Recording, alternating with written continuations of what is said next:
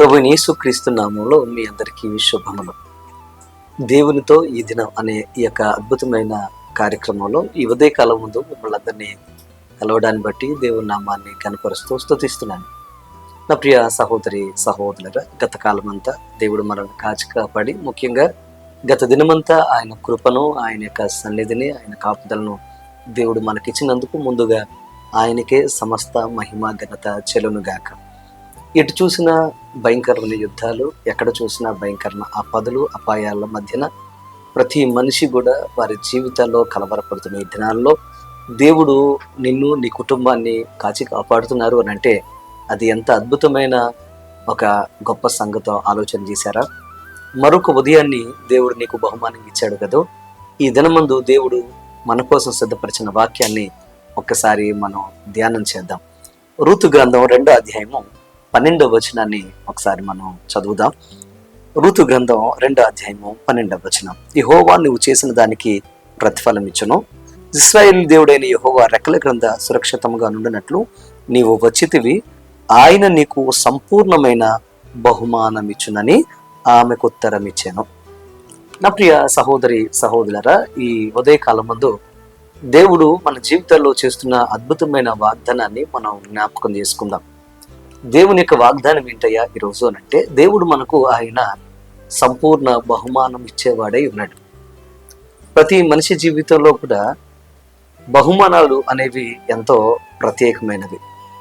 ఎందుకు అనంటే, బహుమానం అనేది మనము డిజర్వ్ కాకపోయినా, అంటే మనము యోగ్యులం కాకపోయినా, లేకపోతే బహుమానం అనేది మనము విలువైన వారం కాకపోయినా మనకు ఇచ్చేదే దాన్ని బహుమానం అని అంటాం. అంటే బహుమానానికి మనం వెల చెల్లించ అవసరం లేదు. బహుమానము ఇచ్చేవారు వెల చెల్లించి వారు ప్రేమతో మనకి ఇస్తారు గనుక మనము దాన్ని ఉచితంగా స్వీకరిస్తాం గనుక దాన్ని బహుమానము అని అన్నాం. ఎందుకు ఈ మాట మీకు చెప్తున్నానంటే, every action there will be equal reaction అనే ఒక అద్భుతమైన సిద్ధాంతం ఉంది. ప్రతి పనికి లేదా ప్రతి చర్యకు ప్రతిచర్య ఉంటుంది. ఈ లోకంలో మానవ జీవితంలో దేవుడు మనకిచ్చిన అద్భుతమైన అందమైన జీవితాన్ని, బహుమానమైన కాలాన్ని, అలాగే ఈ బహుమానంగా ఇచ్చిన జీవితాన్ని నువ్వు ఎలాగ వినియోగించుకుంటావు అన్న దాన్ని బట్టి దేవుడు నీకు బహుమానం ఇస్తూ ఉంటాడు. ఎందుకంటే ప్రతిఫలం ఇస్తాడు. ఆయన ఈక్వల్గా ఇస్తాడా లేకపోతే రెట్టింపిస్తాడా అన్నది ఆయన చిత్తాన్ని బట్టి, నువ్వు చేసిన కార్యాన్ని బట్టి ఆధారపడి ఉంటుంది. చాలామంది అనుకుంటారు, మేము మంచి చేస్తున్నాము కానీ, మేము చాలా కష్టపడుతున్నాం కానీ, మా కష్టం కానీ మా మంచి కానీ మా జీవితాల్లో ఎంత మాత్రం మాకు విలువగా, లేకపోతే మాకు వెలగలిగినదిగా, మాకు పనికొచ్చేదిగా ఉండట్లేదు అని చాలామంది అనుకుంటారు. కానీ ఒక మాట చెప్పనివ్వండి, దేవుని యొక్క వాక్యం చెప్తున్న మాట ఏంటంటే, దేవుని నువ్వు గనక నమ్మగలిగితే ఆయన ఇచ్చే బహుమానం ఏంటంటే, ఆయన చేసే అద్భుతం ఏంటంటే, ఆయన నువ్వు అనుకున్న దానికన్నా ఎన్నో రెట్లు, ఎన్నో అద్భుతాలు నీ జీవితంలో ఆయన ఇవ్వగలిగిన వాడు.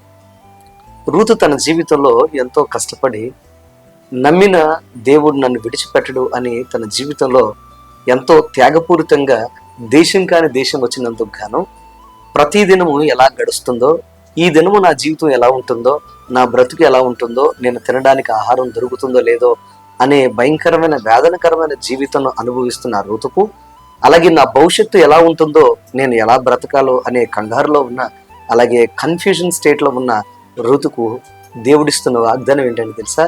ఆయన నీకు సంపూర్ణ బహుమానం ఇచ్చును. దేవుడు మనం చేసే ప్రతి పనికి ఆయన ఖచ్చితంగా ఆయన మనకు రివార్డ్ ఇస్తాడు. ఇఫ్ ఇట్ ఈస్ గుడ్, అది గనక మంచిదైతే తప్పకుండా ఆయన అద్భుతమైన మంచి బహుమానాన్ని మనకిస్తాడు. ఈ రోజున నీ జీవితంలో నువ్వు ఎంతైతే కష్టపడుతున్నావో, జీవితంలో ఎంతైతే శ్రమ పడుతున్నావో, ఎంతైతే కన్నీరు కారుస్తున్నావో, ఎంతైతే త్యాగం చేశావో, ఎంతగా అయితే ఎదురు చూస్తున్నావో, దానికి నీ జీవితంలో ఆయన సంపూర్ణంగా నీకు బహుమానం ఇచ్చి నిన్ను సంతృప్తి పరిచేవాడు నా దేవుడు.